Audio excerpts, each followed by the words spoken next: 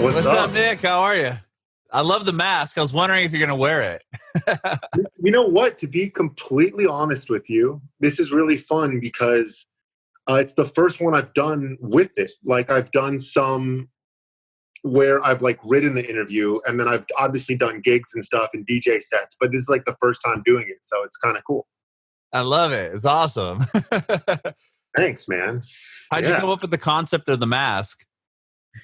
Honestly, it's funny. At first, it was like, I just kind of wanted, because I've done a lot of different music stuff in my career with various artists, and I really wanted like a clean slate. And then, apologize, the dogs are going crazy. Oh, I have a dog too. You might see run by here in a second. So, hold on, I'm gonna get them real quick. Hey, buddy. Oh, no worries. Okay. But yeah, so I wanted like kind of a clean slate. And then I wanted also, then the idea was that like when people are going through like heartbreak, like I was going through or whatever, you can't really see yourself clearly. So I wanted to have my own face pixelated. And it was just the concept that like, then I also thought it'd be interesting, like when I'm performing or when you see like, you know, this like press imagery or whatever, it would be more about the experience of the art and the music rather than like me as a person. I don't care if people know who I am. I mean, it's in my bio. It's not like there's, but then like I felt when we talk or when there's this thing, it can be this experience. It can be that entity itself, which to me as someone that's done music for so long, it was fun to have that experience and fun to hopefully give that. So yeah, man, it's been really cool. Yeah, that's awesome. I was hoping you were gonna wear it. I saw your Instagram and stuff. I'm like, yeah, I hope he wears the mask. Oh yeah, absolutely. 100. But that's cool. It's not like a Daft Punk situation. People know who you are. Yeah, I mean, you know, a lot of bands I work with know that SLOANE is Nick and vice versa. And actually, it was funny. I did one gig where I have like a little thing attaching and it fell off. But I just kind of went with it, and all the people at AWOL, the people that published me, they were like, that was cool. Like, just leave it. I was like, all right, cool. Like, and it was great because it's not a disguise, you know? Mm-hmm. Totally. So, yeah. Totally. So where'd you grow up? What part of the country did you grow up in? Actually, LA. I've only lived in LA my whole life. Oh, wow. We're just south of you in San Diego. I'm born and raised from San Diego. So both. Amazing. Both SoCal. Cool. Love that. Hey, what part of LA did you grow up in?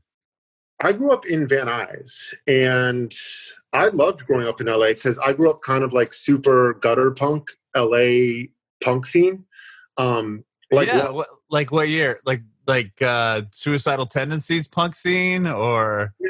So I have two godparents, and one of them is Xene from X. So really?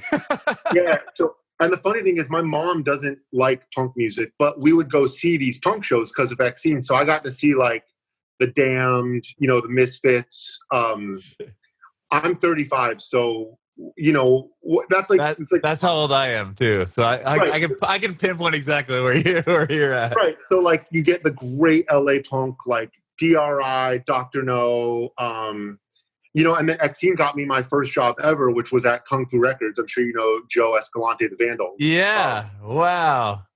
So I was like total Warped Tour kid, and I loved being in LA punk. And then I lucked out because I was going to high school, and I got hooked up with this teacher who hooked me up with like the LA jazz scene. There's this band called the Pan-African People's Orchestra. And I got like super hooked into that. So I left the punk and got really into jazz. And I was like the young white kid taking the bus from Van Nuys to South Central every school night. Oh my gosh.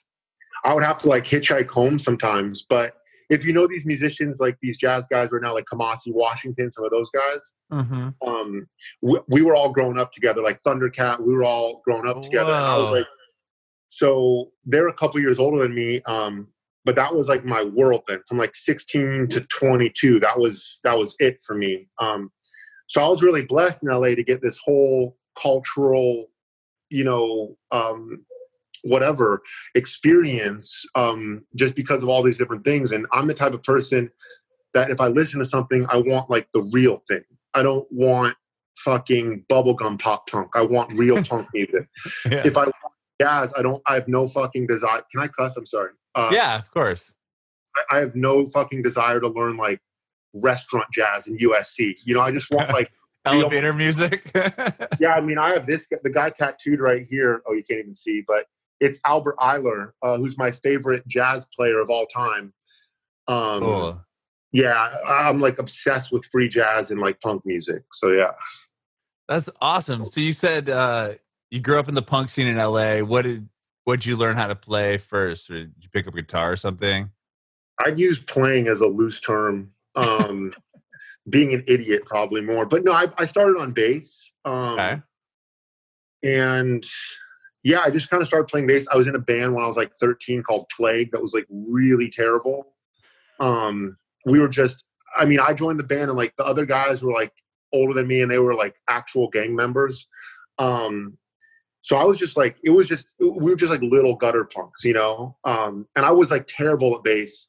And then it wasn't until I was a senior in high school that we could afford to buy a upright bass. And I started like really getting into that stuff. Oh, like a stand-up bass? Yeah, but luckily I had a teacher when I started playing jazz in high school that let me come to his house and play his bass twice a week so I could practice. That's cool. Yeah. So you played in that band, the first band. Mm-hmm. And then what was the next thing in your music career? Like, how did you get the internship with Kung Fu Records? Like, that all later down the line? That was because I was 15 and I hit Xena and I said, I really need a job. So she called Joe and Sandra and hooked me up there. And I would take the bus down to Highland and Santa Monica and just go do like whatever job. I was like the whatever person, whatever intern, you know, like zines were still big. I was doing that stuff. And then when I was 16, I heard this guy, Albert Eiler, in this history of African-American music class in high school. And I became obsessed with that jazz.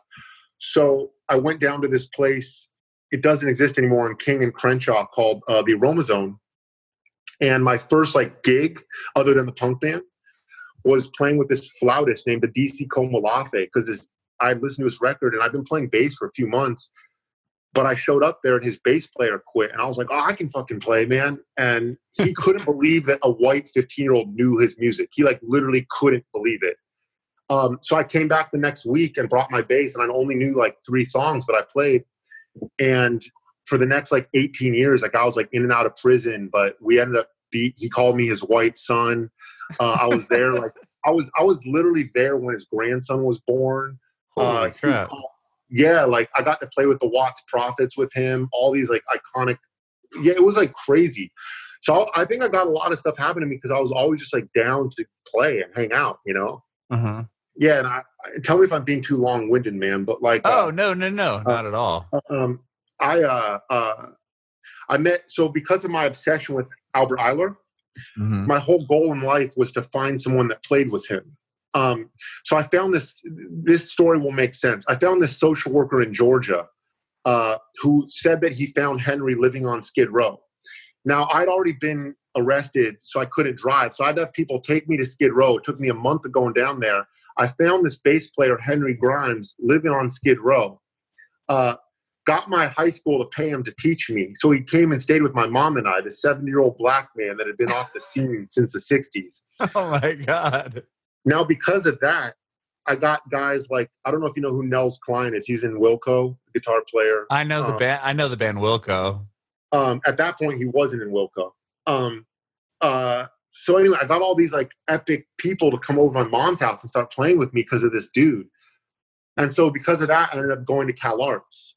Oh, wow. And I got like a really dope scholarship to go to Cal Arts. So I just started doing like classical music and whatever and doing all this stuff. And then when I got out of Cal Arts, I was lucky enough to start working with this filmmaker named Michelle Gondry, who made a bunch of dope films. And then that kind of led me into nightlife in a weird way. And I started doing music for like nightclubs. And then it was like everything was like kind of by accident, you know? Mm-hmm. What do you mean by music? You're like DJing at nightclubs? No. So I'm like the music director of nightclub, which is like the stupidest title ever. But there was this club called Bardot. This was 2009. And my buddy had that band Edward Sharp and the Manic Zeros. They were getting Oh ready. yeah.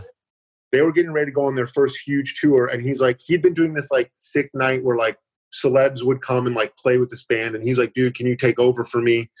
I know you're working with like Michelle and John Bryan, all these people. Can you like? And I was like, sure, whatever.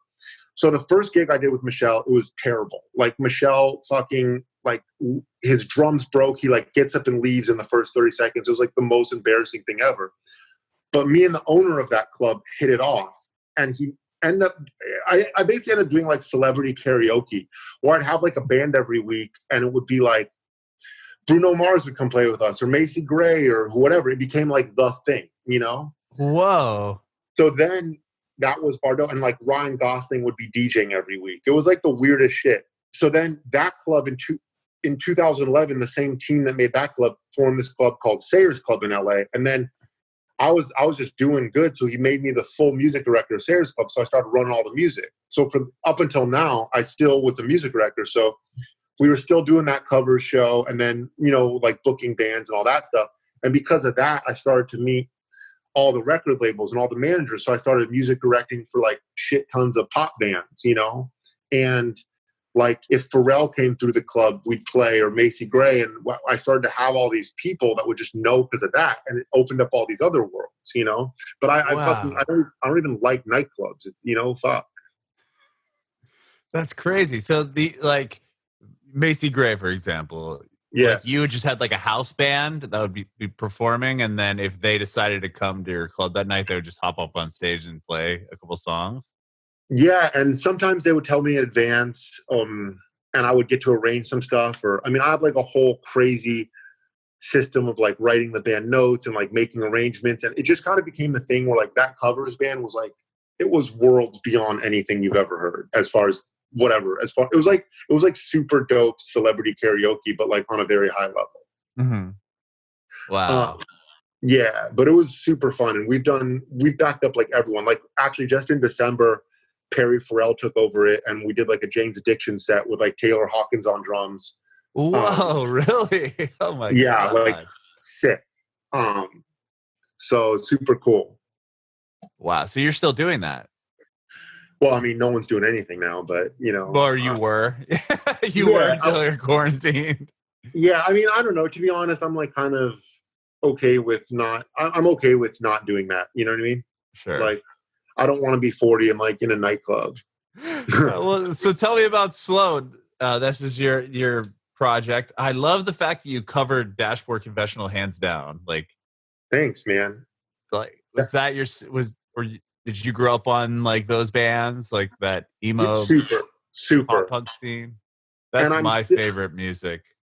It's still probably some of my favorite, and I think the more that I get into like the songwriting of it, it's so brilliant, you know, because I also just released just on SoundCloud, I just released a couple weeks ago, just for fun, a cover of Head On Collision by Newfound Glory. Really? Yeah. I want to check that one out. I'll make sure we can send that to you. Yeah, I'd love to hear it, because I listened to Hands Down and I was like, damn, like this is rad. So I just love pop punk music, and my buddy Derek, who's like a famous dancer, who's on that song with me. Mm-hmm. We had just kind of were doing it, and I had headlined this thing called Emo Night last year. Oh yeah, the okay. There's two of them. There's the Brooklyn one and the LA one, right? Yeah, the LA one, they're all over the country, but it's very big here. And I want to do something special. So like I did a string quartet version of it. I made that whole thing, and I was like, fuck it, let's just release it, you know? And I feel like even though SLOANE is, I guess for lack of better term, like super poppy or whatever, I still feel like a very emo kid with my writing.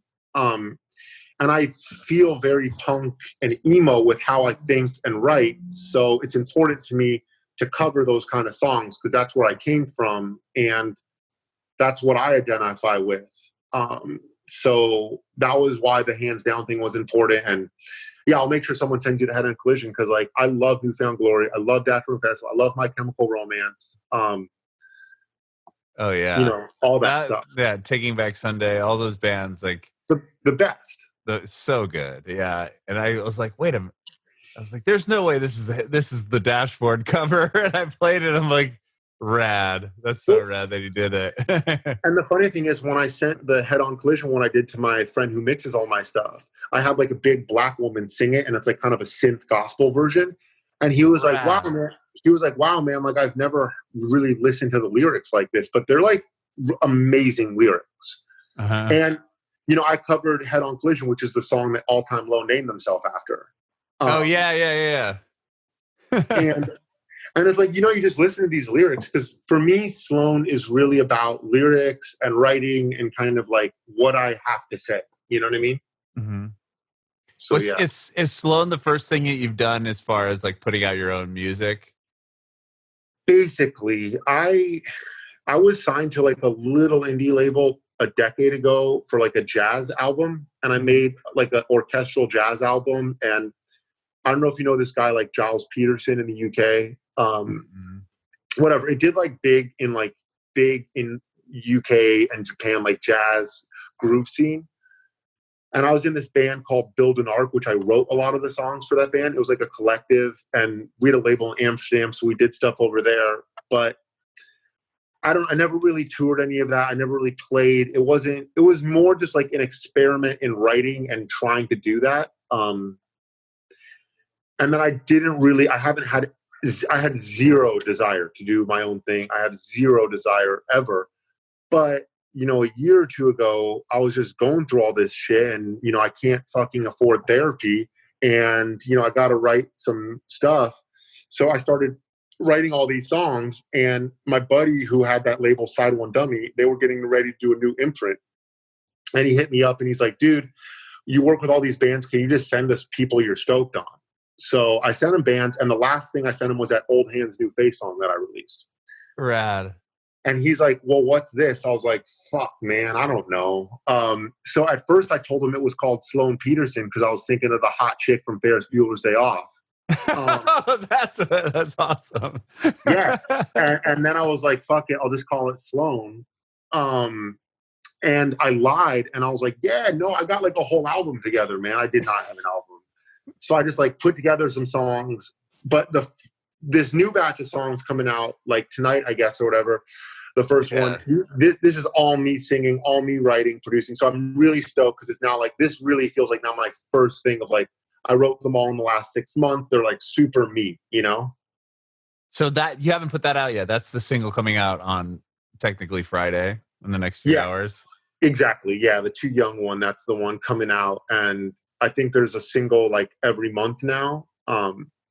But I'm so crazy that like every week I'm just sending my label and my publishers music. I'm like, let's go. Like, I want to do stuff, you know? Yeah. Are you signed to Side One Dummy? I'm signed to a label called Atoned Music, which is Bill Armstrong from Side One Dummy. Okay. And it's essentially a lot of the team of Side One Dummy. So it's basically AWOL, the publisher, paired with Bill to take Side One Dummy's catalog. But then they got this new imprint called Atone, and I'm kind of like their big thing they're pushing on Atoned Music, which I'm so stoked about. That's so awesome. Yeah, Side One Dummy, I would always remember them as like, you know, one of the punk labels or going up and stuff. That's rad. So yeah, and they've been so rad to me. Like, literally, I just send them ideas and like, cool. Like, I'm stoked for you to see. There's one like we have a bunch of like cool little videos coming out and stuff, and they're all like fun animations and like just like weird ideas, and they're just super into doing it, which is so fucking fun for me, you know? Yeah. Were you able to put a lot of videos together before the quarantine? Yes and no. I mean, the video that came out for this Too Young song that's on, I think it came out today, but it'll be kind of floating around. It's just an animation. So we did it during quarantine.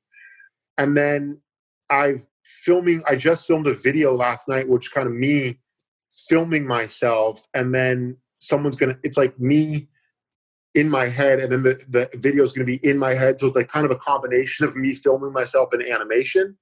So I'm kind of just like, I'm using this time to like realize that I wanted it to be kind of almost like the Gorillaz, half animated. Sure. That's a cool concept. Yeah. And it's been really fun. And like, we have a lyric video that'll come out next week of me like on my roof kind of dancing, and we animated the lyrics in the sky, you know? So I just basically gotten really creative at what I can do by myself. Cause I don't personally feel limited by this quarantine. I feel like, you know, obstacles create greatness. So I'm just fucking loving it, you know? Yeah. Have a lot of time to put out your music. Yeah, I love it. So what does it sound like? Since I haven't heard it. If it hasn't came out, like I said, I've listened to the few songs that are on Spotify. Sure. Of course, hands down. Is it have that pop punk feel to it? Like what can I expect for a sound? I think super emo with the lyrics, super emo. Rad. The first song that coming out tomorrow, I guess, called Too Young to Be Lonely, is it's probably the most poppy song. But I would maybe instead of the word poppy, we could use the word like anthemic. And I'm just trying to be like super, like when I hear like My Chemical Romance, I'm just like really feeling that. And I'm that's kind of what I'm going through. So definitely more pop. I wasn't trying to achieve any genre with this. I was just trying to achieve things that I personally wanted to listen to. But yeah, I think very pop, very fun, but at the same time, it all deals with like super heavy depression, super heavy topics on this one. So I was trying to like balance out the wrist cutter nature with like, you know, some fun, upbeat, anthemic music. Yeah. That's cool. So is it more in the realm of the pop of like MCR? Because I don't know. I don't really find My Chemical Romance being too pop. Yeah, I mean, they do have those hooks, but I'd say as far as like bands that are out now, I guess like 1975, I'm pretty influenced by as far as Sonics. Cool, yeah. 1975 Bleachers would be like a good place to start. I'd say that those would be like 1975 is probably like one of my bigger influences for this album with like Sonics and writing. And I love Jack Antonoff. But I just listen to pop music a lot. I just fucking like it, you know? Yeah, so. That's rad. So it does have more of the production to it. It's not just like guitars and like, it's pretty guitar riffs and stuff. It's pretty produced. I hate that word, but pretty produced, I guess. Cool. Rad. Yeah. Have you been able to perform live? I've done some Sloan gigs last year, and I did a few DJ gigs, which is really cool. And then, you know, since I can't do gigs right now, like for each song that's coming out, I set up in my living room. I have like a full studio and a PA, and I put a green screen behind me, and I performed all the songs. So, oh, rad. Yeah, I think I could see in the background, like you have like a bunch of guitars back there. Is that what it is? I mean, there's like so much. Oh, wow. I mean, you could see like upright bass. I got my piano, my whole PA system hung up there. Wow. I mean, there's a tape machine back there. There's my upright bass, my whole, you know, like a ton of synths, you know. That's dope. And is that where you recorded all your stuff in your house? Yeah. Everything done just here. That's awesome. Yeah. Really cool. So is the release today, tomorrow? You said it's part of an EP? Yeah, there will be an EP. Too Young to Be Lonely is the first song. It's also the name of the EP. 6 songs, really stoked on it. Very cool. Very cool. I mean, was this the plan all along to put out the song today or tomorrow and then put them out like that? Or did you have like a plan to put out the full EP and then do a tour? Or? I mean, yeah, I didn't really have a plan. At the end of last year, I just had all these songs I was writing. So it was a huge push to do it. And my label was like, okay, let's just get them done. And then we just kind of like made a plan behind it. And then it just worked out that this was the timing, you know? And I was going to do some touring. I had a lot of touring, not for myself, but I had a shit ton of international travel booked this year. And I was going to be doing some like Sloan pop-up gigs in different places. So that's on hold. But, you know, I'm still pretty aggressive with seeing what I can do during this time. And I'm working with a lot of bands still and seeing how I can integrate that with what I'm doing, you know? And yeah, so I'm not bummed on that, you know, but I can't wait to hear the song. It's Hell only yeah, a dude. few hours away. I can't wait to hear it. I think like an hour, exactly an hour away now, right? Because at 9 p.m., I think at 9 p.m. it goes on Spotify because New York time. So yeah, it does. I know that's the one benefit of living on the West Coast. We get everything like on Thursday night instead of Friday. Totally, man. Rad, dude. I can't wait to check it out. I'll definitely put it on here in about an hour. Sick, I have one more question for you. I want to know if you have any advice for aspiring artists. You know, I think I always tell people, if you don't quit, you've already made it. In the sense that, like, especially now, I think that's like the biggest thing you can do is like, there's always this rush with everyone feels like they have to be an Instagram star, they have to do this, or they have to do this, and they have to do this. I think that the only thing that you have to do is stay inspired and not quit. And, you know, and just realize that the only way plan A succeeds is kind of by not having a plan B. You know, and the one thing that I've realized is I don't do real jobs. It's not something that I'm interested. I never was going to do that. I don't give a fuck. And, you know, I realized that my job is being greater than I was yesterday. And the only thing we can do as an artist is try to be great and inspired. And if you can be healthy, inspired, and try to beat where you were yesterday personally, you've won. And if you can do that in 6 months and still fucking want to make music, you've won even more. And that's it. Fucking trends don't matter. Nothing matters other than just being inspired and fucking greater than you were yesterday.